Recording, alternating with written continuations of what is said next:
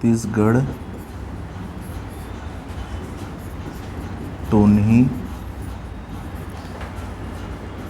प्रताड़ना अधिनियम 2005। ठीक है।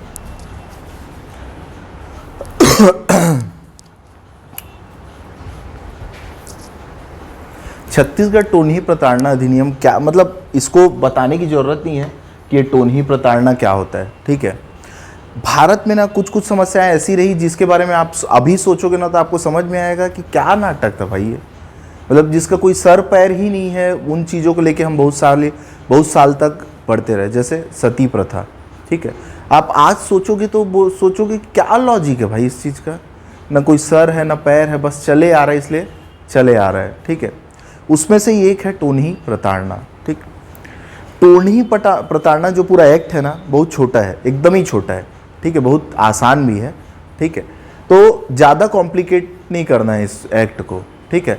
जो जितना आसानतम, क्योंकि कठिन चीज़ है हमारे सिलेबस में, तो जो आसान है उसको आसान तरीके से ही पढ़ने का प्रयास करेंगे। ठीक है। टोन्ही प्रताड़ना के लिए कोई वैसे अधिनियम था नहीं। ठीक है। हुआ ये कि एक केस आया छत्तीसगढ़ हाई कोर्ट में। ठीक है। उसका निर्णय सुनाते हुए न्यायपालिका ने कहा कि भाई ये इतनी बड़ी, क्योंकि हम लोग क्या है ट्राइबल एरिया है।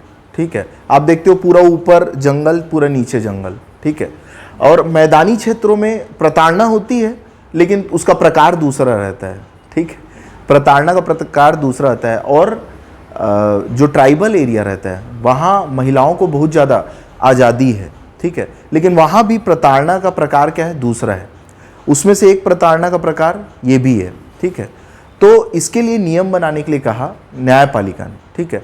उसके बाद 2005 में 30 सितंबर के दिन हम क्या किए, छत्तीसगढ़ टोन्ही प्रताड़ना अधिनियम लेके आए। ठीक है।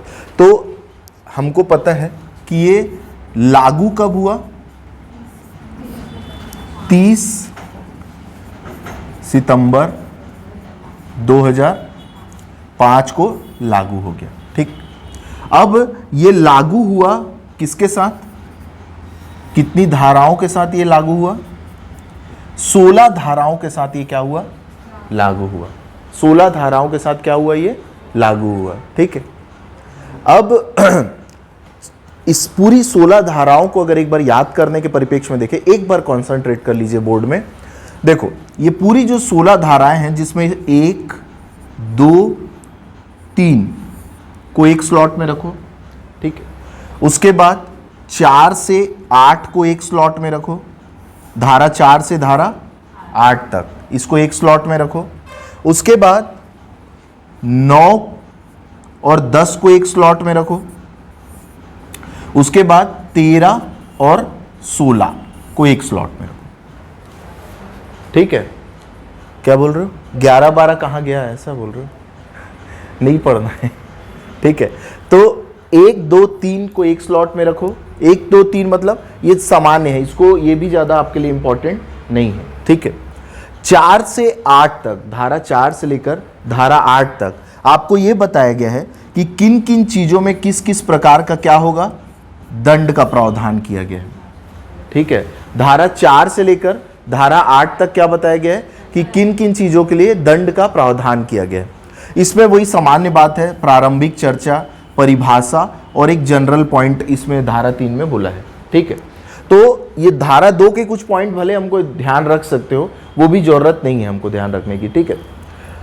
धारा 9 और धारा 10 की बात करूं मैं, तो दंड का जो प्रावधान किया गया है, ठीक है, उसमें जो अपराध है, ठीक है, मतलब तो छत्तीसगढ़ टोन्ही प्रताड़ना अधिनियम, ठीक है, छत्तीसगढ़ टोन्ही प्रताड़ना अधिनियम जो है उसमें जो अपराध कायम किए जाएंगे, उस अपराध की प्रवृत्ति क्या होगी, कहने का मतलब अपराध के बारे में डिटेलिंग किसमें की गई है, धारा 9 में और धारा 10 में। ठीक है। तो अपन देखिए 4 से 8 तक दंड के बारे में बात किया गया है, 9 से 10 में किसके बारे में बोला गया है, अपराध के बारे में बोला गया है। ठीक है। अपराध के बारे में बात की गई है। ठीक है। उसके बाद 13 में ये बोला गया है जुर्माने के बारे में। किसके बारे में बोला गया है, जुर्माना के बारे में बोला गया है। ठीक है। और 16 में ये बोला गया है कि नियम कौन बनाएगा। 16 में क्या बोला गया है? नियम कौन बनाएगा। बस इतने ही सा है ये छत्तीसगढ़ टोनी प्रताड़ना अधिनियम। ठीक है, तो अपन क्या देखें, टोटल कितनी धाराएं हैं? 16 धाराएं। ठीक है, 16 धाराओं को अपन 1 2 3 4 स्लॉट में बांट लिए हैं। पहले स्लॉट में अपन 1 से लेकर 3 तक रखे, जो हमारे लिए बहुत ज़्यादा इंपॉर्टेंट नहीं है। अगर आप बोलोगे तो इसको भी अपन स्विच कर सकते हैं। ठीक है, महत्वपूर्ण जो है उसको देखते हैं। 4 से लेकर 8 तक पहला महत्वपूर्ण है, जिसमें दंड का प्रावधान किया गया है। ठीक है, उसके बाद 9 और 10 दो इंपॉर्टेंट है, जिसमें अपराध के बारे में डिटेलिंग की गई है। उसके बाद 13 और 16। ठीक है, 13 में बोला गया है जुर्माना, वो क्या है अपन देख लेंगे अभी, और 16 में बताया गया है कि नियम कौन बनाएगा। ठीक है, तो स्टार्ट करें हमारा ये सामान्य परिचय के रूप में। इसको ध्यान में रखिएगा कि छत्तीसगढ़ टोनी प्रताड़ना अधिनियम 2005 लागू कब हुआ? 30 सितंबर 2005। 30 सितंबर 2005। चलिए देखते हैं इसको। ठीक है, 30 सितंबर 2005। अब ये देखो, इसमें छत्तीसगढ़ टोनी प्रताड़ना अधिनियम जो है हमारा, ठीक है, उसमें हमको पहले तो इसका प्रारूप देखना होगा। इसमें इन्वॉल्व कितने लोग रहते हैं? जैसे किसी को आप टोनही के रूप में आइडेंटिफाई कर रहे हो, ठीक है, तो उस टोनही में कितने लोग इन्वॉल्व रहते हैं? जैसे क्या होता है, इसकी परिभाषा मैं आपको बताने का प्रयास कर रहा हूं। ठीक है, इसकी क्यों? ठीक है, देखो इसकी परिभाषा क्या बोलता है।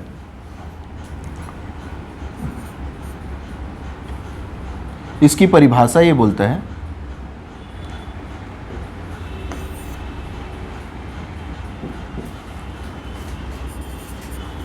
कोई व्यक्ति या व्यक्तियों का समूह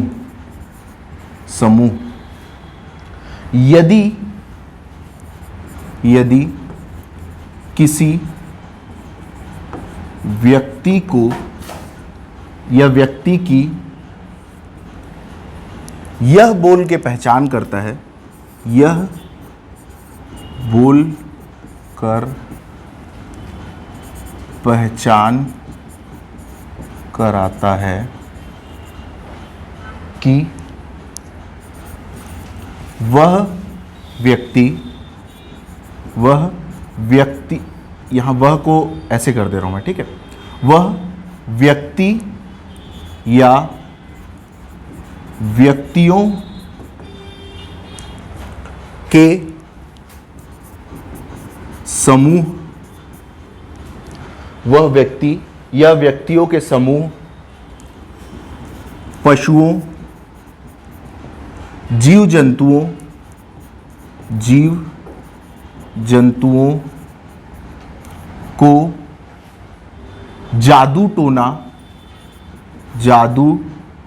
टोना या अन्य तरीके से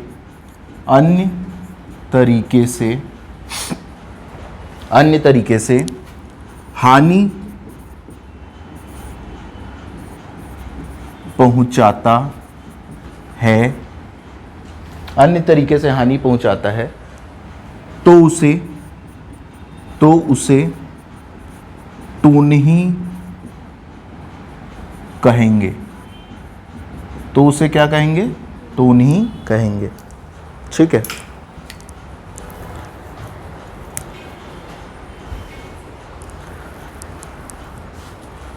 लिख लिए? क्यों हंस रहे हो भाई? टोनही, चलो लिख लिए क्या? देखो, इसमें यह बोलना चाह रहा है कि कोई व्यक्ति या व्यक्तियों का समूह। ठीक, इसमें क्या होगा, यानी तो कोई व्यक्ति होगा या क्या होगा, व्यक्तियों का समूह होगा। ठीक है, ये व्यक्ति या व्यक्तियों के समूह क्या करेंगे? किसी एक व्यक्ति को क्या करेंगे? आइडेंटिफाई करेंगे। किसी एक व्यक्ति को क्या करेंगे? आइडेंटिफाई करेंगे, और ये बोलेंगे कि ये जो व्यक्ति है वो किसी व्यक्ति को या व्यक्तियों के समूह को या किसी पशुओं को या जीव जंतुओं को क्या कर सकता है? हानि पहुंचाएगा। और ये हानि कैसे पहुंचाएगा? जादू टोना या अन्य माध्यम से, जादू टोना या अन्य माध्यम से। ठीक है, तो वो क्या कहलाएगा? टोनही कहलाएगा। ठीक है, वो क्या कहलाएगा? टोनही कहलाएगा। ठीक है, अब यहां एक छोटी सी बात ध्यान रखने लायक है। इसमें ये जो पूरा ग्राफ है उसमें बताने का प्रयास मैं ये करना चाह रहा हूं, एक व्यक्ति जो ये है वो क्या कहला गई? टोनही। ठीक है, एक और व्यक्ति है जो ये क्या है? पहचान करता। ठीक है, ये क्या है? पहचान करता। ठीक है, ये जो है ना मेन खिलाड़ी है। ठीक है, तो जितना इंपॉर्टेंट टोनही के बारे में जानना है उतना ही इंपॉर्टेंट क्या है? पहचानकर्ता के बारे में भी जानना है। ठीक है, तो ये जो परिभाषा अपन लिखे है ना कि कोई व्यक्ति या व्यक्तियों का समूह, ठीक है, यदि किसी व्यक्ति को यह बोलकर पहचान करता है, अब वो कोई किसी व्यक्ति की पहचान करता है कि वह व्यक्ति या व्यक्तियों के समूह पशुओं जीव जंतुओं को जादू टोना या अन्य तरीके से क्या पहुंचाएगा? हानि पहुंचाएगा, तो वो क्या कहलाएगी? टोनही कहलाएगी। ठीक है, अब इसमें मतलब हमको जानना है कि हमसे एग्जाम में पूछेगा टोनही की परिभाषा किस धारा के अंतर्गत दी गई है? कुछ नहीं, धारा 2 के अंतर्गत दी गई है। ठीक है, पहचानकर्ता की परिभाषा किसमें दी गई है? धारा 2 के अंतर्गत दी गई है। धारा 2 के अंतर्गत दी गई है। ठीक है, तो जितनी भी परिभाषाएं हैं जो छत्तीसगढ़ टोनही वो अधिनियम में है वो किसमें दी गई है? धारा 2 के अंतर्गत दी गई है। किसके अंतर्गत दी गई है? धारा 2 के अंतर्गत दी गई। यहां तक जो अपन पढ़े हैं वो समझ में आ रहा है कि नहीं आप लोग को? ठीक है, अब अगर आप लोग यहां तक थोड़ा सा भी समझे होंगे तो आपको एक चीज तो क्लियर हो गया होगा। ये जो पूरा सिस्टम है टोनही वाला केस, ये जो टोनही के लिए अधिनियम लाया गया है उसमें आप देखे होंगे बेसिकली ये टोनही प्रताड़ना अधिनियम जो आया है, ठीक है, वो विक्टिम और जो दोषी है दोनों के लिए आया होगा। जो दोषी होंगे उनको क्या देना है? दंड देना है। दोषी होंगे उसको क्या देना है? दंड देना है। तो अगर आप देखोगे तो ये पूरा जो सिस्टम काम करता है उसमें मेन विक्टिम क्या है? कौन है? टोनही। मेन विक्टिम कौन है? टोनही। ठीक है, टोनही मेन विक्टिम है। अब इसमें जो जिसके कारण ये विक्टिम हुई, ठीक है, जो मेन अभियुक्त है वो पहला तो कौन होगा? पहचानकर्ता। कौन होगा बच्चों? पहचानकर्ता। यही गुरु बताया कि अरे ये अगली टोनही है यार, देख के रहना थोड़ा इससे बच के रहना भाई, टोनही है ये। ठीक है, तो पहला कौन हो गया? ये पहचानकर्ता। ठीक है, एक खिलाड़ी इसमें और होगा, जैसे मैं बोला ये टोनही है, ठीक है ठीक है, मैं बोला ये टोनही है, ठीक है। अब आप लोग क्या किए? मेरी बात में आ गए और इनको सही में टोनही मानने लगे। तो दूसरा जो आरोपी है या अपराधी है वो कौन हो गया? जो मेरे प्रभाव में आया। हाँ, जो मेरे प्रभाव में, जैसे आप लोग, ठीक है। तो ये जो दूसरे अपराधी होगा वो कौन होगा? जो मेरे प्रभाव में आया।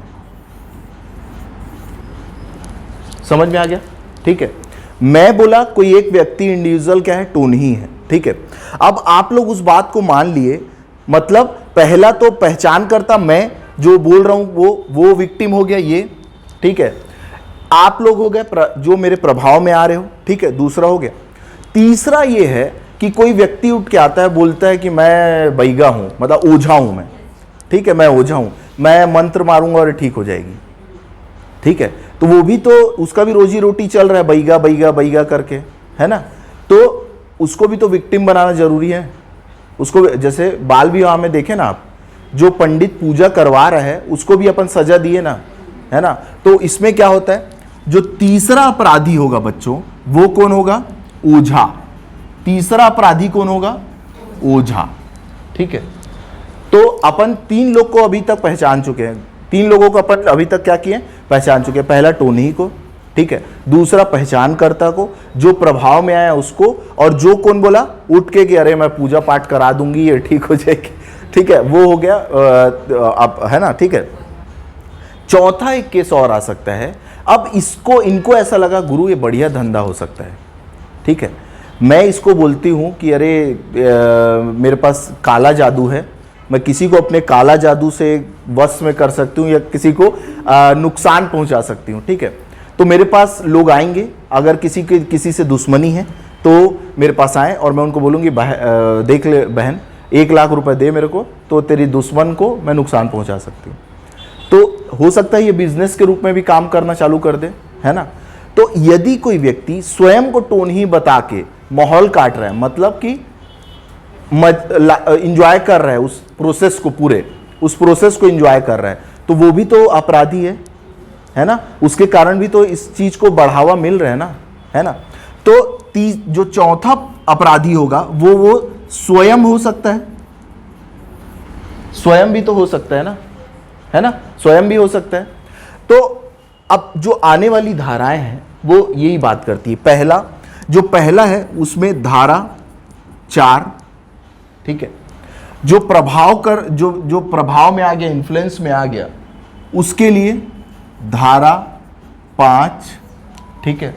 जो ओझा जैसे व्यक्ति होते हैं उनके लिए धारा 6, ठीक है, और इसके लिए धारा 8। इसके लिए क्या है, धारा 7। इसके लिए क्या होगा, धारा 7 हो गया, ठीक है। तो पहचानकर्ता को के साथ क्या ट्रीटमेंट किया जाएगा, वो उसका उल्लेख किसमें किया गया, धारा 4 में।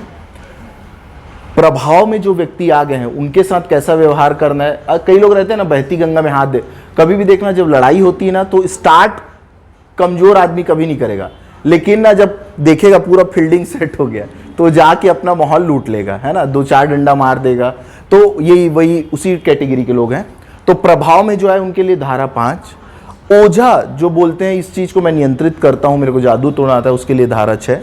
अगर वो स्वयं इस चीज को एंजॉय कर रहा है तो उन्हीं के पूरे प्रोसेस को, तो उसके लिए धारा 7, ठीक है। धारा 8 ये बोलता है कि अगर टोनही प्रताड़ना अधिनियम के अंतर्गत जो अपराध दिए गए हैं उस अपराध को वो अपराध का कृत्य कोई करता है तो उसको टोनही प्रताड़ना अधिनियम के तहत सजा दी जाएगी। बस ही, मतलब धारा 8 भी आपके कोई काम का नहीं है, ठीक है। उसमें भी अपराध की ही बात किया गया है, मतलब उसमें दंड की ही बात किया गया है, लेकिन उसमें यह बोल दिया गया है कि अगर इसमें जो अपराध दिए गए हैं वो कोई करता है तो उसके लिए दंड का प्रावधान, ठीक है। तो मुख्य रूप से 4, 5, 6, 7 आपके लिए, ठीक है। तो आइए एक एक करके देखते हैं इसको। पहला है धारा 4। पहला क्या है, धारा 4। धारा 4 में यह बोला गया है कि हाँ, एसी बंद करना है। अच्छा नहीं, मैं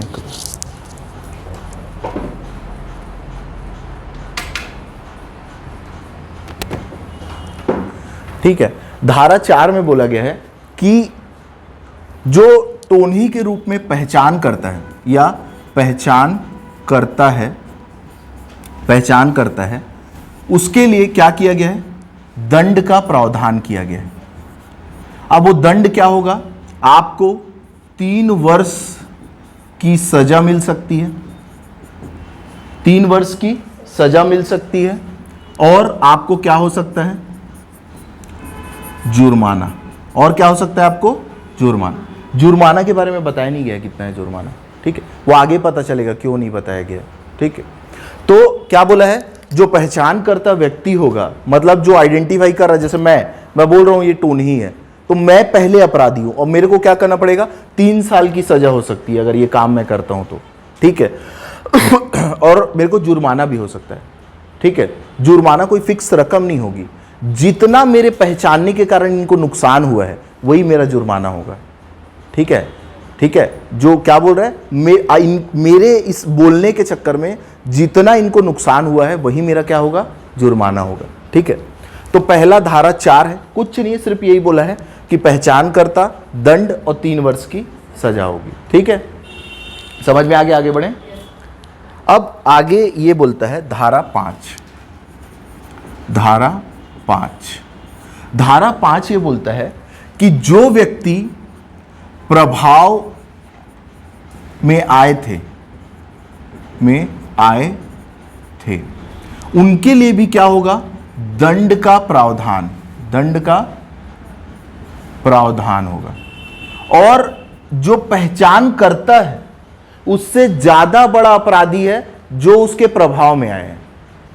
और पहचानकर्ता को तो 3 साल के लिए अंदर भेजो, ये जो प्रभाव में आके एक्शन मोड में आए हैं ना, उनको 5 साल के लिए अंदर भेजो। ठीक है, तो इसके लिए दंड का प्रावधान है 5 वर्ष की सजा और जुर्माना। अब ये जुर्माना कितना होगा बच्चों, जितना नुकसान पहुंचा है आपके कारण, ठीक है, आपके कारण जितना नुकसान पहुंचा है वही इनका क्या होगा, जुर्माना होगा। ठीक है, तो धारा 5 बोलता है जो प्रभाव में आए हैं उनके लिए दंड की बात कौन करता है, धारा 5। ठीक है, उसमें क्या बोलता है, 5 वर्ष की सजा और जुर्माना होगा। ठीक, उसके बाद आता है धारा 6, धारा 6, धारा 6 ये बोल रहा है जो ओझा टाइप के लोग हैं, ठीक है, जो ये बोल रहे हैं कि मैं ये टोन्ही है, इसको नियंत्रित कर सकता हूं, ये झाड़ फूक ये वो, ठीक है, तो ओझा टाइप के जो लोग हैं उनके लिए भी दंड का प्रावधान किया गया है। और उनके लिए दंड की क्या बात बोला गया है, 5 वर्ष की सजा और जुर्माना, 5 वर्ष की सजा और जुर्माना, 5 वर्ष की सजा और जुर्माना होगा। ठीक है, तो धारा 6 बोला है ओझा के बारे में दंड की बात किया गया है, और बोला है 5 वर्ष की सजा होगा और क्या होगा, जुर्माना होगा। ठीक है, हो गया, आगे बढ़े, लिख लिए इसको। उसके बाद धारा 7, धारा 7, ठीक है, धारा 7 क्या बोलता है, धारा 7 ये बोलता है यदि कोई व्यक्ति स्वयं को टोन्ही बताकर, ठीक है, क्या कर रही है, एक उस पूरे प्रोसेस को इंजॉय कर रही है बोलना चाहिए, या बोलना चाहिए एक व्यापार का रूप दे दिया है उसको।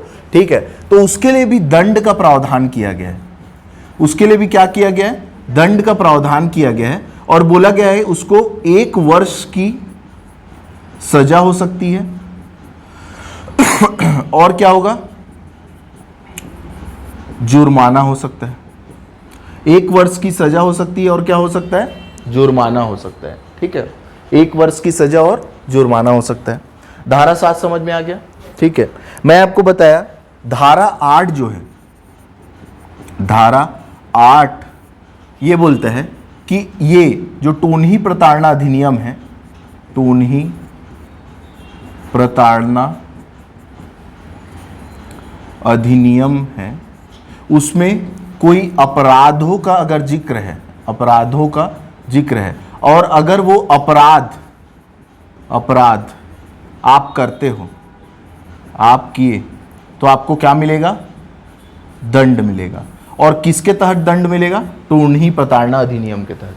ठीक है, धारा 8 ये बोलता है टोन्ही प्रताड़ना अधिनियम में अगर किसी कृत्य को अपराध की श्रेणी में रखा गया है और वही अपराध आप करते हो तो आपको दंड दिया जाएगा, किसके तहत, टोन्ही प्रताड़ना अधिनियम के तहत जो प्रावधान किए गए हैं उसके तहत। ठीक है,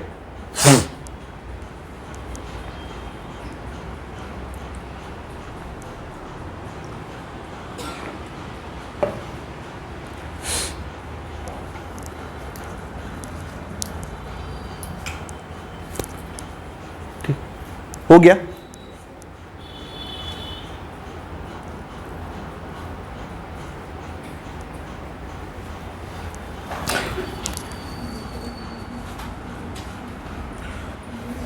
देखो, जब अपन टोन्ही प्रताड़ना अधिनियम पढ़ना स्टार्ट किए थे तो अपन क्या बोले थे, कितने धाराएं हैं इसमें, 16, ठीक है, 16 धाराएं हैं, ठीक है। 16 को अपन पहले क्या किए थे, 1 से 3 तक बांटे थे, ठीक है, जिसमें धारा 2 में परिभाषाओं का जिक्र किया गया था, ठीक है। उसके बाद क्या बोले थे अपन, 4 से 8 तक, 4 से 8 तक अपन क्या बोले थे, दंड का प्रावधान है। ये पूरे दंड का क्या प्रावधान आप देख लिए ना, ठीक है। टोनही की परिभाषा किस में दी गई होगी, 2 में। पहचानकर्ता की परिभाषा और ओझा की परिभाषा 2 में दी गई होगी, ठीक है। बाकी दंड का, इसके बाद अपन देखे थे 9 और 10, 9 और 10, जिसमें अपन क्या बोले थे, अपराध के बारे में बोला गया है ना। तो इसमें देखते हैं धारा 9, धारा 9 ये बोलता है कि जो टोनही प्रताड़ना अधिनियम होगा, ठीक है, अगर इससे संबंधित कोई अपराध सामने आएगा तो वो प्रथम श्रेणी के न्यायाधीश के समक्ष ही प्रस्तुत किया जाएगा, ठीक है। तो ये जो अपराध होगा उसकी जो सुनवाई की जाएगी वो प्रथम श्रेणी के न्यायाधीश के समक्ष ही क्या हो जाएगी, सुनवाई की जाएगी इसकी। प्रथम श्रेणी के न्यायाधीश के समक्ष इसकी क्या की जाएगी, सुनवाई की जाएगी, ठीक है। तो ये हो गया धारा 9, ठीक है। उसके बाद बच्चों धारा 10 की में बोला गया है, इसमें अपराध जो किए जा रहे हैं, इसमें अपराध उसकी प्रकृति के बारे में बताया गया है, उसकी प्रकृति के बारे में बताया गया है। प्रकृति मतलब नेचर क्या होगा, तो 2 नेचर बताया गया है। एक तो ये क्या होगा, संज्ञेय होगा, ठीक है। संज्ञेय मतलब आप सबको पता ही है, बहुत बार जिक्र हो चुका है क्लास में। संज्ञेय मतलब न्यायपालिका खुद से ही संज्ञान ले सकती है इस चीज का। और दूसरा ये क्या होगा, गैर जमानती होगा। क्या होगा बच्चों, ये गैर जमानती होगा, ठीक है। पहला तो ये क्या होगा, संज्ञेय होगा, दूसरा ये क्या होगा, गैर जमानती होगा, ठीक है। संज्ञेय और गैर जमानती होगा। उसके बाद धारा 13, ठीक है। धारा 13 क्या बोलता है, धारा 13 ये बोलता है कि जो अपराध हो रहे हैं, अपराध के लिए जुर्माना लगाओ और उसी जुर्माने से क्या दो, मुआवजा दो। क्या दो, उसी जुर्माने से मुआवजा। तो धारा 13 2 बात बोलता है, एक तो जुर्माना लगाओ और किस चीज के लिए, मुआवजे के लिए। अब ये पूरा न्यायालय के ऊपर है कि वो जो मुआवजा है, मुआवजे की रकम है, क्या वो जुर्माने की पूरी रकम को मुआवजे के रूप में देना है या उसके कुछ पोर्शन या कुछ हिस्से को मुआवजे के रूप में देना है, ठीक है। तो लेकिन जो जुर्माना लगाने का पर्पस है, वो पर्पस क्या होगा, मुआवजा देना, ठीक है। किसको मुआवजा दोगे आप, जिसको आप टोनही बोल के क्या कर रहे हो, प्रताड़ित किए हो, ठीक है। तो धारा 13 समझ में आ गया ना, ये भी कोई बहुत ही कठिन नहीं है, ठीक है। धारा 16 ये बोला है बच्चों कि ये जो अपराध होंगे, अपराध किए जाएंगे, या अपराध नहीं बोलना चाहिए, ये जो अधिनियम है, ये जो अधिनियम है उसके लिए नियम बनाने की जो शक्ति है वो किस में निहित होगी, राज्य सरकार में निहित होगी। अब अच्छा मेरे को एक चीज बताओ, इसके लिए जो अधिनियम के लिए नियम बनाने की शक्ति और इसका इस्टेब्लिश के लिए नियम बनाने की शक्ति दोनों अलग अलग होगी कि एक ही संस्था के पास होगी? मतलब ज़्यादातर में अपन देखें कि अधिनियम के संबंध में नियम कौन बना रहा है, केंद्र सरकार, और उसके इम्प्लीमेंटेशन के लिए जो इस्टेब्लिशमेंट है उसके लिए जैसे समितियों का गठन हो गया, अन्य चीज़ें हो गई, उसके लिए नियम कौन बना रहा है, राज्य सरकार। इसमें क्या होगा, इसमें दोनों राज्य ही होगा कि केंद्र और राज्य होगा? क्यों दोनों राज्य होगा? क्योंकि राज्य का ही अधिनियम है, ठीक है। अपन देखें ना, छत्तीसगढ़ टोनही प्रताड़ना अधिनियम, मतलब ये देश का अधिनियम नहीं है, ये राज्य छत्तीसगढ़ सरकार पास की है। किसके गाइडलाइन पे? हाई कोर्ट के गाइडलाइंस पे पास की गई है। ठीक है, तो यहां हमको ध्यान रखना है धारा 16 अधिनियम के लिए नियम कौन बनाएगा? राज्य सरकार के द्वारा बनाया जाएगा। ठीक है, एक बार रिकॉल करते हैं। ठीक है, छत्तीसगढ़ टोनही प्रताड़ना अधिनियम सबको मेरे ख्याल से याद भी हो गया होगा। अच्छा एक चीज बताओ, छत्तीसगढ़ टोनही प्रताड़ना अधिनियम लागू कब हुआ? 30 सितंबर, बोलते जाओ मेरे साथ, 30 सितंबर 2005। कब लागू हुआ ये? 30 सितंबर 2005 को लागू हुआ। कुल कितनी धाराएं हैं? 16 धाराएं। इन पूरी 16 धाराओं को अपन मेनली 4 भाग में बांटे हैं। कितने भाग में बांट दिए? 4। पहले में धारा 1 से लेकर धारा 3 तक रखें, धारा 1 से लेकर धारा 3 तक। उसके बाद दूसरे स्लॉट में धारा 4 से लेकर धारा 8 तक रखें। धारा 4 से लेकर धारा 8 तक हम क्या किए? दंड का प्रावधान किए। मतलब जो इस टोनही प्रताड़ना अधिनियम के तहत जो अपराधी होंगे उनको दंड देने की बात किसमें की गई? धारा 4 से लेकर धारा 8 तक। उसके बाद जो तीसरा स्लॉट है उसमें अपन धारा 9 और धारा 10 को रखे।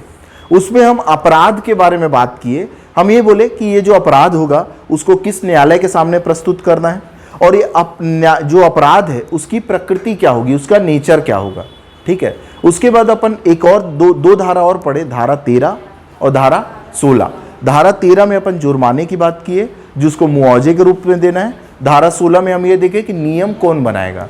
ठीक है, तो जो ये पूरा छत्तीसगढ़ टोनही प्रताड़ना अधिनियम है, ठीक है, उसमें अपन देखें कि पूरे जो प्रक्रिया रहती है उसमें कितने लोग इन्वॉल्व रहते हैं? पहला तो जो टोनही है वो, दूसरा जो पहचान करता है वो, तीसरा जो प्रभाव में आता है वो, चौथा जो ओझा हो गया, और पांचवा वो खुद, वो स्वयं। ठीक है, तो धारा 4 में किसको परिभाषित किया, मतलब किसको दंड के देने की बात की गई है?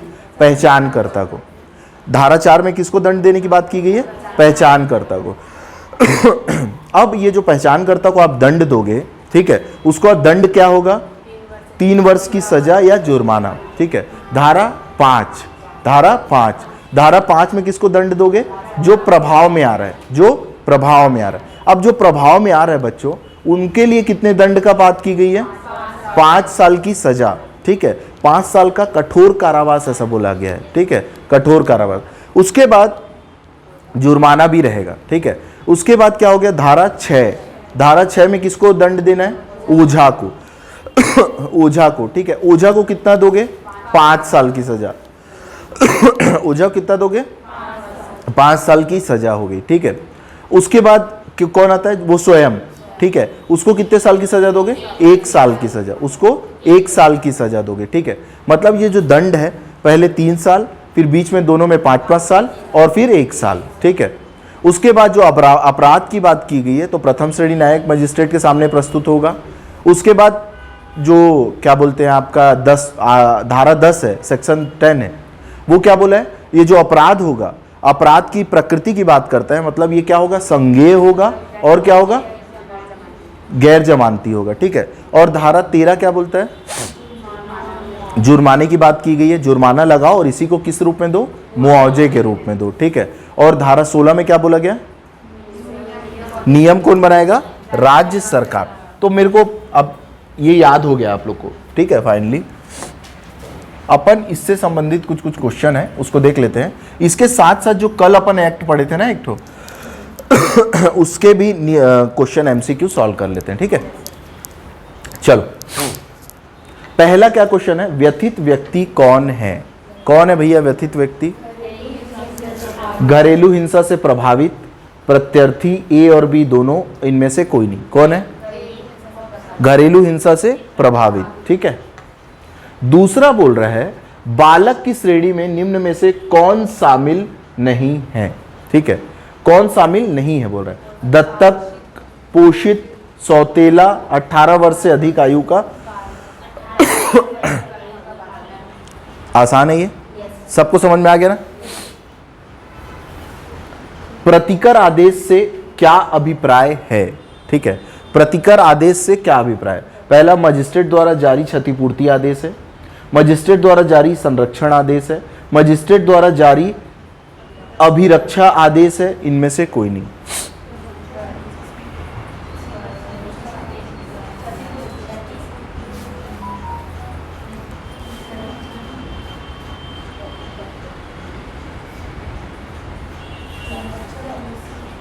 क्या है? मजिस्ट्रेट द्वारा जारी क्षतिपूर्ति आदेश है, मजिस्ट्रेट द्वारा जारी संरक्षण आदेश है, मजिस्ट्रेट द्वारा जारी अभिरक्षा आदेश है, इनमें से कोई नहीं। प्रतिकर आदेश का मतलब होता है मजिस्ट्रेट द्वारा जारी क्षतिपूर्ति आदेश, ठीक है, मजिस्ट्रेट द्वारा जारी क्षतिपूर्ति आदेश, ठीक है।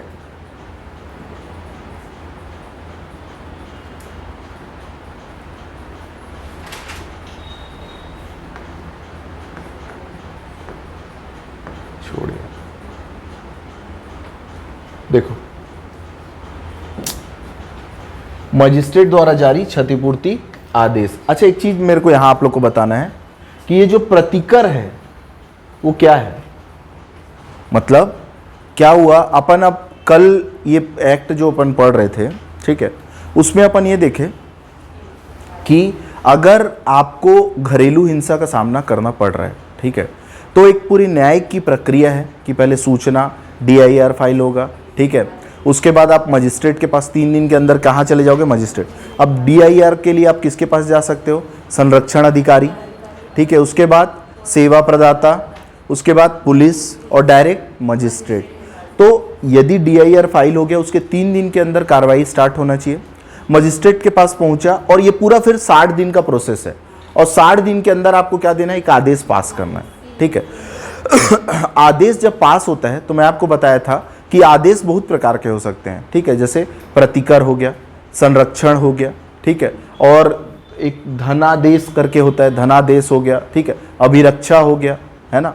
तो ये सारे जो आदेश प्राप्त होते हैं, अलग अलग प्रकार के आदेश है। इसमें ये जो प्रतिकर है वो किसके लिए होगा? मतलब ये जो प्रतिकर आदेश है वो प्रत्यर्थी के लिए है कि व्यथित व्यक्ति के लिए है? एग्जैक्टली गलत हो तुम। प्रत्यर्थी के लिए है ये, ठीक है, इसीलिए मैं बता रहा हूं ये किसके लिए है? प्रत्यर्थी। भाई क्षतिपूर्ति कौन देगा आपको? प्रत्यर्थी देगा कि व्यथित व्यक्ति खुद ही देगा? प्रत्यर्थी। तो इस पॉइंट को भी ध्यान रखिएगा। एक इस टाइप का क्वेश्चन क्या है, कभी भी पूछ सकता है आप लोग से, तो इसलिए बोल रहा हूं कि जो प्रतिकर है वो किसके लिए होगा? प्रत्यर्थी के लिए होगा। किसके लिए होगा? प्रत्यर्थी के लिए। ठीक, आगे बढ़े, समझ में आगे।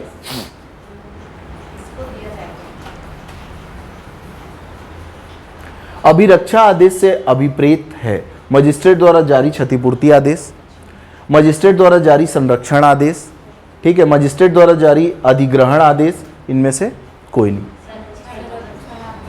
ठीक है, संरक्षण आदेश सबको पता है, ठीक है, क्लियर है ना।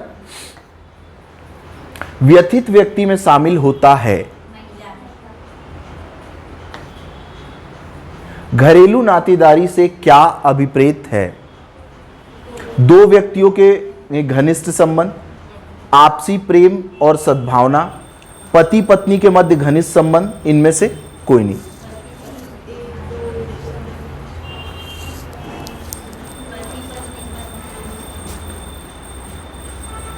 घरेलू नातेदारी में किसको किसको शामिल किया गया? कल बताया था। पहला तो हो गया पति पत्नी, ठीक है, दूसरा हो गया रक्त संबंध, ठीक है, पहला क्या हो गया? पति पत्नी हो गए, ठीक है, और दूसरा हो गया रक्त संबंध, और तीसरा क्या हो गया? दत्तक पुत्र। और दत्तक पुत्र जो होगा या दत्तक बालक या जो भी बच्चे बोल लो, तो उसमें आप क्या करोगे? कितने वर्ष से कम के? 14 वर्ष से कम, ठीक है, ठीक है, समझ में आ गया ना। तो इसका आंसर होगा ये। इस अधिनियम के अंतर्गत मजिस्ट्रेट से क्या अभिप्रेत है? धनी अनुतोष से क्या अभिप्राय है? क्या होगा? मजिस्ट्रेट द्वारा प्रत्यर्थी को क्षतिपूर्ति आदेश, मजिस्ट्रेट द्वारा व्यथित का क्षतिपूर्ति आदेश, ठीक है, मजिस्ट्रेट द्वारा घरेलू नातेदारी को क्षतिपूर्ति आदेश, इनमें से कोई नहीं।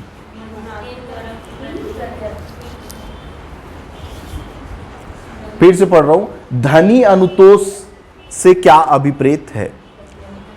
पैसे की क्षतिपूर्ति हो रही है, ठीक है, समझो, पैसे की क्षतिपूर्ति हो रही है। अब यहां दो चीज है, एक तो प्रतिकर हो रहा है, ठीक है, दूसरा क्या हो रहा है? धनी अनुतोष हो रहा है, ठीक है, धनी अनुतोष हो रहा है। अनुतोष मतलब मुआवजा या सहायता, ठीक है। अब धनी अनुतोष मतलब पैसे की सहायता हो रही है, ठीक है, और एक हो रहा है प्रतिकर मतलब क्षतिपूर्ति के रूप में मिल रहा है। तो अब ये जो यहां बोल रहा है कि मजिस्ट्रेट द्वारा प्रत्यर्थी को क्षतिपूर्ति आदेश, तो ये तो प्रतिकर को बता रहा है ना। अब दूसरा क्या बोल रहा है, मजिस्ट्रेट द्वारा व्यथित का क्षतिपूर्ति आदेश, और इसके बाद क्या बोल रहा है, मजिस्ट्रेट द्वारा घरेलू नातेदारों को क्षतिपूर्ति आदेश। तो इसका आंसर क्या होगा, मजिस्ट्रेट द्वारा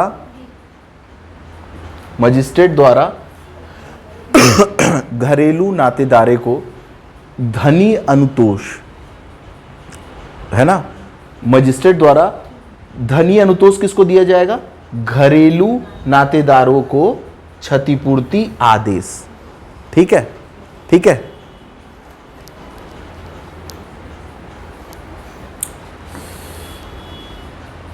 प्रत्यर्थी में शामिल है, प्रत्यर्थी से क्या अभिप्राय है, व्यथित पर घरेलू हिंसा कारित करने वाला, ठीक है, समझ में आ गया। साझी गृहस्थी से क्या अभिप्राय है,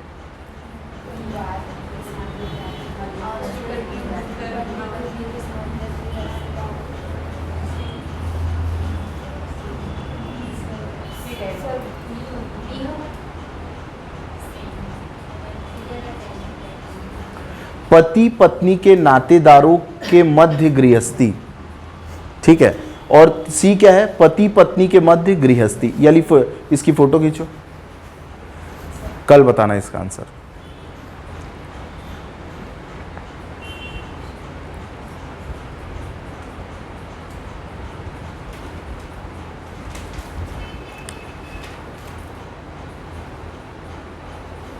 ठीक है, फोटो खींच लिए। घरेलू हिंसा की प्रकृति में शामिल नहीं होता, घरेलू हिंसा की प्रकृति में शामिल नहीं होता। विवाहोत्तर संबंधों का संदेह न करना, तलाक पर आमादा होना, बिना किसी गलती के कसूरवार ठहराना, उपरोक्त में से सभी। घरेलू हिंसा की प्रकृति में शामिल नहीं होता मतलब कौन सा घरेलू हिंसा की कैटेगरी में नहीं आएगा, विवाहोत्तर संबंधों का संदेह न करना, ठीक है। उसके बाद तलाक पर आमादा होना, आमादा मतलब तलाक लेने के लिए हिंसा करना, है ना, ये भी तो घरेलू हिंसा ही है ना। उसके बाद बिना किसी गलती के कसूरवार ठहराना, ये भी तो एक प्रकार की घरेलू हिंसा ही की कैटेगरी में आएगा कि गलती है नहीं, आप जबरदस्ती, है ना। तो इसमें क्या होगा, उपरोक्त में से सभी, ठीक है, मतलब शामिल नहीं होता बोल रहा है, ये क्वेश्चन ही गलत है, उपरोक्त में से कोई नहीं आएगा इसमें, है ना, कि मतलब ये तीनों इसमें घरेलू प्रकृति में शामिल होगा, मतलब ये तीनों, है ना। इसमें ये बोल दिया है कि शामिल नहीं होता, ठीक है, इसलिए ऑप्शन इसका गलत हो गया। हाँ, नहीं तो उपरोक्त में से सभी, ये आंसर गलत लिख दिया है बोल रहा हूँ, ये ऑप्शन देखो ना, उपरोक्त में से सभी लिख दिया है, ये ऑप्शन डी गलत लिखा गया, उपरोक्त में से कोई नहीं आएगा। हाँ हाँ हाँ हाँ। अब देखो इसी को घरेलू हिंसा की प्रकृति में शामिल होता है करके सेम चीज हो गई। अच्छा ये गलत है, इसको सही सुधारा, गुड यार दिनेश, ठीक है, उपरोक्त में से सभी आएगा इसमें। शारीरिक हिंसा की श्रेणी में शामिल है दांत से काटना, ये तो ठीक है। घरेलू हिंसा की प्रकृति में शामिल होता है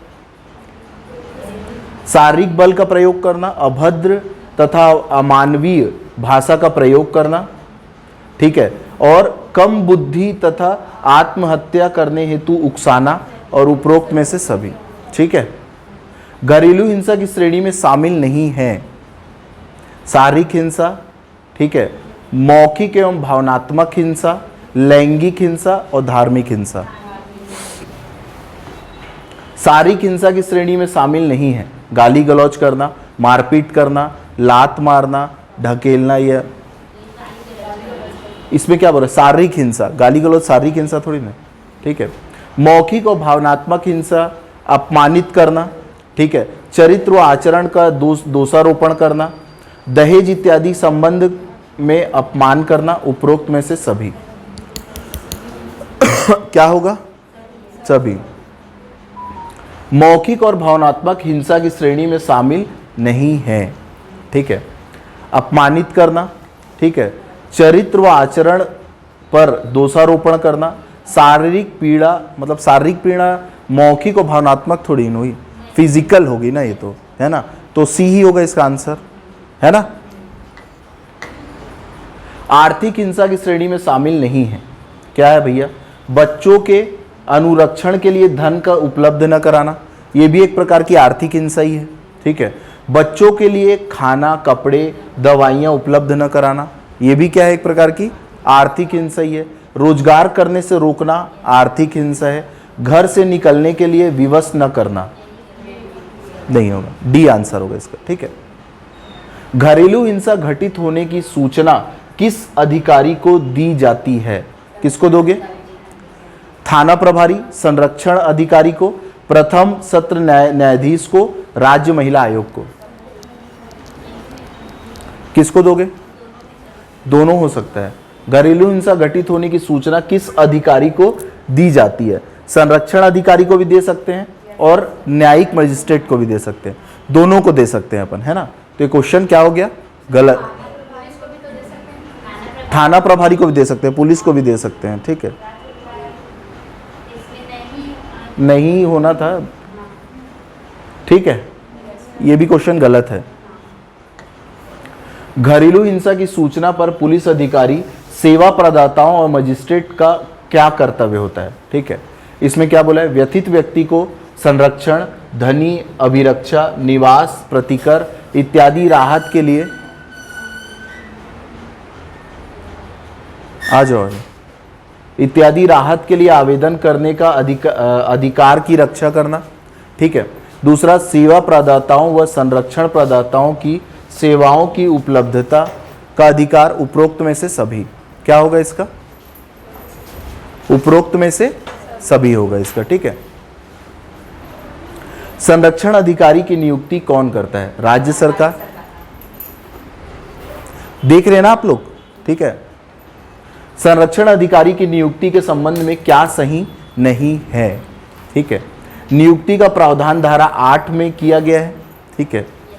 उसके बाद संरक्षण अधिकारी संभवतः महिलाएं होती है, ठीक। देखो संरक्षण अधिकारी के लिए नहीं सुन लो, संरक्षण अधिकारी जो रहते हैं ना, संरक्षण अधिकारी के लिए बोला गया है कि कोशिश ये किया जाना है कि संरक्षण अधिकारी जो हो महिला हो, ठीक है, महिला हो। लेकिन ये बाध्य नहीं है कि सिर्फ महिला होगी, पुरुष भी हो सकते हैं, ठीक है। तो ये भी सही है कि संरक्षण अधिकारी संभवतः महिला होती है, ठीक है। उसके बाद इनकी सेवा शर्तों के संबंध राज्य सरकार निबंधन करती है, मतलब नियम कौन बनाएगी? राज्य सरकार द्वारा बनाया जाएगा। इनमें से कोई नहीं।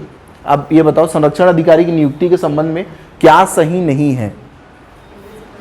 इनमें से कोई नहीं, सभी सही है इसमें से, ठीक है, समझ गया ना।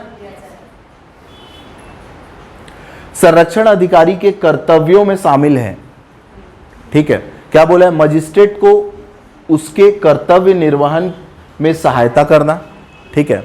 उसके बाद मजिस्ट्रेट को घरेलू हिंसा रिपोर्ट को अग्रेषित करना, व्यथित व्यक्ति को प्रदत्त विधिक सहायता, आश्रय गृह, चिकित्सकीय सुविधाओं की सूची तैयार करना। उपरोक्त में से सभी, उपरोक्त में से सभी होगा, ठीक है। सरकार के कर्तव्यों में शामिल है, ठीक है। सरकार के कर्तव्यों में शामिल है, ठीक है। क्या होगा इसमें? इस अधिनियम में लोक मीडिया के माध्यम से प्रचार करना, ठीक है। उसके बाद इस अधिनियम के तहत महिलाओं को प्रदत्त सुविधाओं के संबंध में जागरूक करना, ठीक है। उसके बाद पुलिस अधिकारी और न्याय सेवाओं को सदस्यों को अधिनियम के संबंध में प्रशिक्षित करना। इनमें से सभी है, ठीक है, सरकार के कर्तव्य। इसमें बताइए, व्यथित व्यक्ति अनुतोष प्राप्त करने हेतु किसके समक्ष आवेदन प्रस्तुत करेगा? मजिस्ट्रेट के समक्ष, ठीक है। अनुतोष का आवेदन प्राप्ति के पश्चात कितने समयावधि के भीतर अनुतोष के आवेदन पर कार्रवाई की जा सकती है? 3 दिन के अंदर, ठीक है। अब इसको बताइए, मजिस्ट्रेट अंतोष आवेदन के निपटारा कितने दिवस के भीतर करेगा? 7 दिन, 60 डेज, है ना।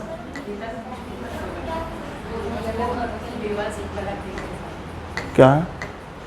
अबे यार मितन लिख दी। निम्न में से किसके द्वारा संरक्षण आदेश पारित किया जाता है? संरक्षण आदेश किसके द्वारा पारित किया जाएगा? ठीक है। निम्नलिखित में से किन आधारों पर मजिस्ट्रेट संरक्षण आदेश जारी कर सकता है? ठीक है, इसको अब आप लोग देख लीजिएगा, ये तो बन ही रहा है आप लोग से। आज जो अपन पढ़े हैं टोनी वाला, ये वाला पीडीएफ आपके ग्रुप में आ चुका है। हाँ, लास्ट क्वेश्चन 30।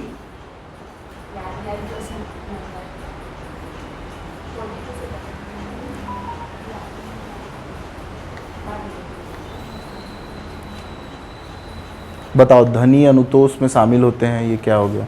ये सारी चीज शामिल होगी, है ना। ये हो गया प्रत्यर्थी और व्यथित द्वारा मजिस्ट्रेट के आदेश के विरुद्ध अपील कितने दिन के अंदर करोगे? 30 दिन के अंदर। ठीक है, प्रत्यर्थी और व्यथित मजिस्ट्रेट के आदेश के विरुद्ध अपील कितने दिन के अंदर? कहाँ करेगा? सत्र न्यायालय में करेगा। ठीक है, उसके बाद क्या बोला? यदि प्रत्यर्थी न्यायालय द्वारा जारी किसी भी आदेश की अवहेलना करता है तो उसके लिए सजा का प्रावधान है 1 वर्ष।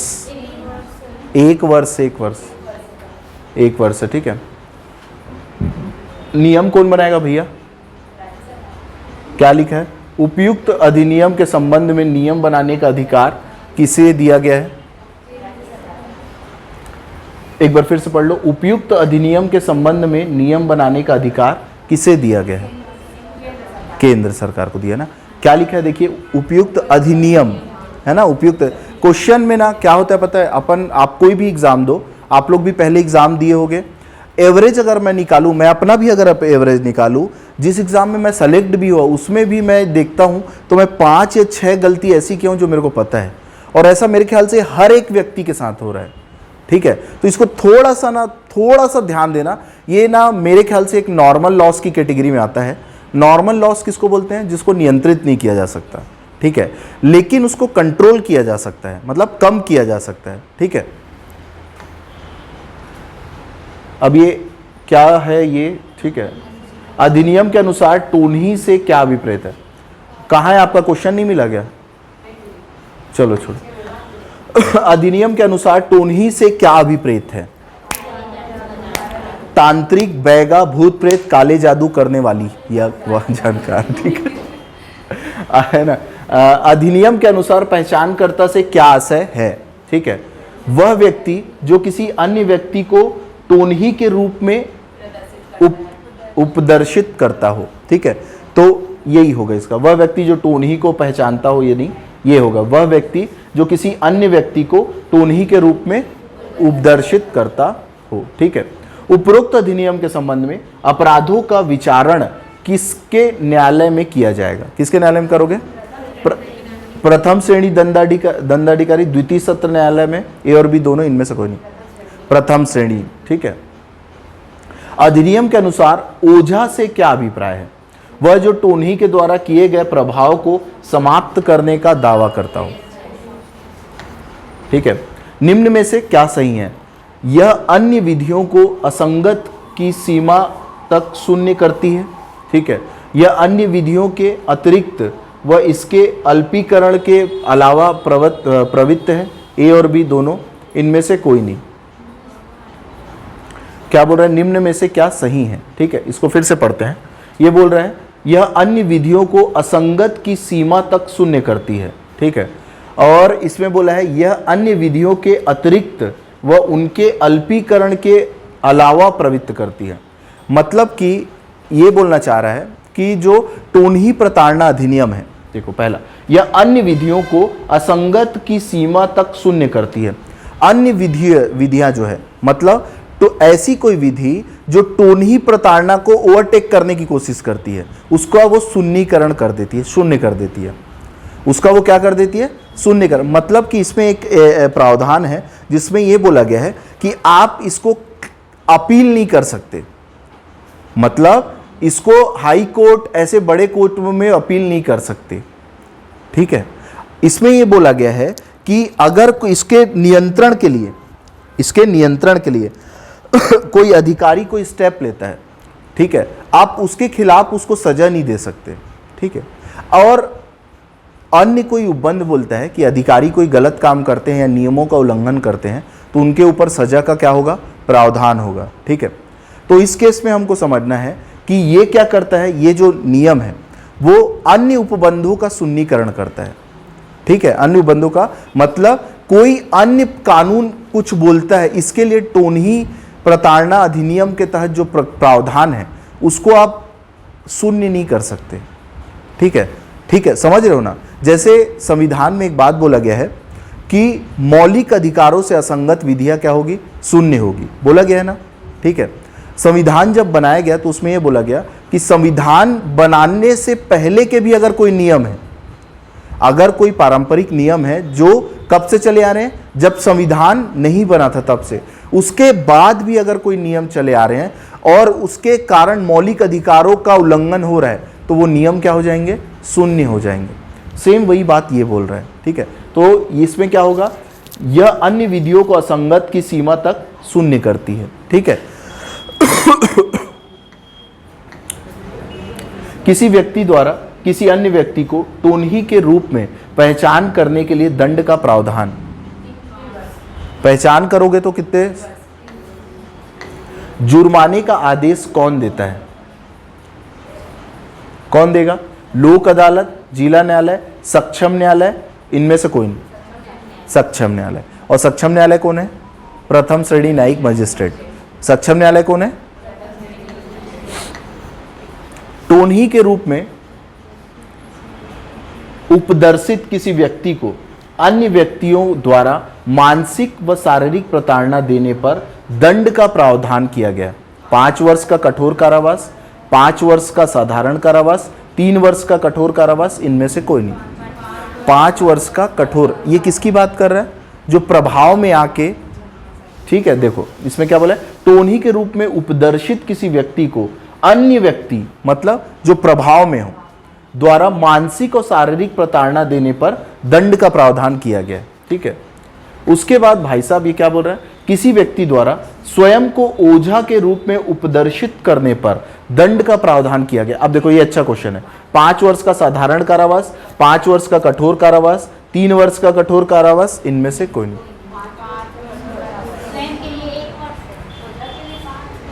ओझा जो है ना, हाँ ओझा के लिए 5 वर्ष है, ठीक है, लेकिन 5 वर्ष का साधारण कारावास है, ठीक है, 5 वर्ष का साधारण कारावास है। 5 वर्ष का कठोर कारावास किसके लिए है, जो प्रभाव में आते हैं लोग, ठीक है। और ओझा जो है उसके लिए क्या बोला गया है, 5 वर्ष का साधारण कारावास, ठीक है। तो जो 5 वर्ष का कारावास लिखे हो ना, उसमें लिख लो साधारण कारावास, एक में कठोर लिख लेना, एक में साधारण लिख लेना। हाँ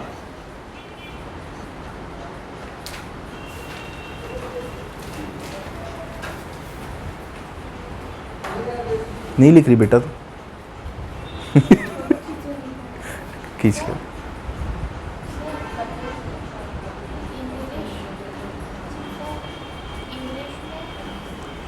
इंग्लिश में, हाँ एग्जाम हिंदी में होगा, इंग्लिश बोलेंगे ना, इंग्लिश का आएगा ना पेपर, ठीक है। चलो, स्वयं को टोनही के रूप में उपदर्शित करने पर दंड का क्या प्रावधान है, ठीक है, 1 वर्ष का साधारण कारावास, ठीक है। टोनही की पहचान के लिए दंड का प्रावधान किस धारा में किया गया है, क्या देखो, टोनही के पहचान के लिए दंड का प्रावधान किस धारा में किया गया है, धारा 6, धारा 5, धारा 2 और धारा 4।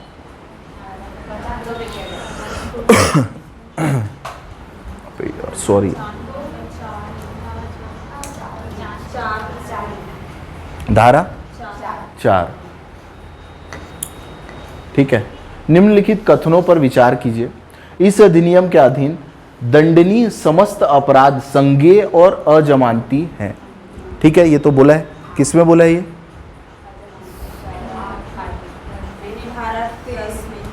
धारा धारा, ठीक है, ठीक है। इसके बाद बोला है किसी अभियुक्त को तब तक जमानत पर नहीं छोड़ा जाएगा जब तक वो लोक अभियोजक को उसके रिहाई के आवेदन, लोक अभियोजक को उसके रिहाई के आवेदन का विरोध करने का अवसर प्रदान न किया गया हो। ठीक है,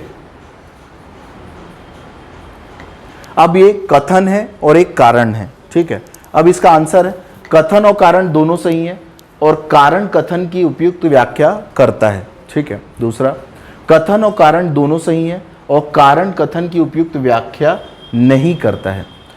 कथन गलत है किंतु कारण सत्य है, कथन सत्य है किंतु कारण गलत है। कथन और कारण दोनों सही है और कारण कथन की उपयुक्त व्याख्या करता है। ठीक है, निम्नलिखित में से क्या सही नहीं है? ठीक है, सिविल न्यायालय के क्षेत्राधिकार का वर्जन किया गया है। ठीक है, भारतीय दंड संहिता के प्रावधान के अंतर्गत सजा उपबंधित है। ठीक है, दंड प्रक्रिया संहिता के प्रावधान के अंतर्गत सजा उपबंधित है। इनमें से कोई नहीं। बहुत अच्छा क्वेश्चन है। दंड जैसे ये जो बोला जा रहा है 5 वर्ष की सजा, 3 वर्ष की सजा, ये किसके अंतर्गत दी जा रही है? भारतीय दंड संहिता के प्रावधान के अंतर्गत दी जा रही है। ठीक है, जो सजा का प्रावधान किया गया है वो भारतीय दंड संहिता के अंतर्गत किया गया है। ठीक है, इस अधिनियम के प्रावधानों के क्रियान्वयन हेतु नियम बनाने की शक्ति किसके पास है? इस अधिनियम के प्रावधानों के क्रियान्वयन हेतु नियम बनाने की शक्ति राज्य सरकार। ठीक है, टोनही ओझा पहचानकर्ता की परिभाषा, टोनही प्रताड़ना के लिए दंड का प्रावधान किस धारा में किया गया है?